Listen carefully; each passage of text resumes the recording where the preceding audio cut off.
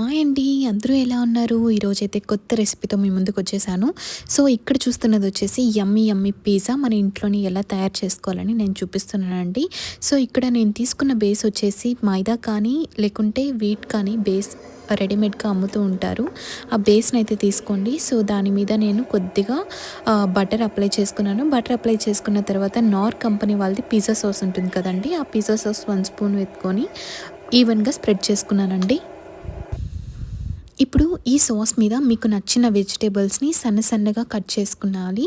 ఎందుకంటే అప్పుడు వెజిటేబుల్స్ అనేవి బాగా కుక్ అవుతాయండి. సో, ఇలా నేను మష్రూమ్స్, ఆనియన్స్ అలాగే టొమాటోస్ యాడ్ చేసుకున్నాను. మీరు కనుక ఎక్కువ వెజిటేబుల్స్ యాడ్ చేసుకోవాలి అంటే కొన్ని వెజిటేబుల్స్ యాడ్ చేసుకున్నాక దానిపైన కొద్దిగా చీజ్ యాడ్ చేయండి. ఆ తర్వాత ఇంకొద్దిగా వెజిటేబుల్స్ దాని మీద యాడ్ చేసుకోండి.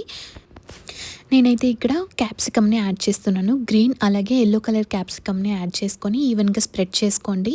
సో, దీనిపైన మళ్ళీ కూడా మీరు కొద్దిగా చీజ్‌ని యాడ్ చేసుకొని అలాగే లాస్ట్‌లో కొద్దిగా బటర్ యాడ్ చేసుకోండి. అప్పుడు మీకు ఈవెన్‌గా కుక్ అవుతుంది.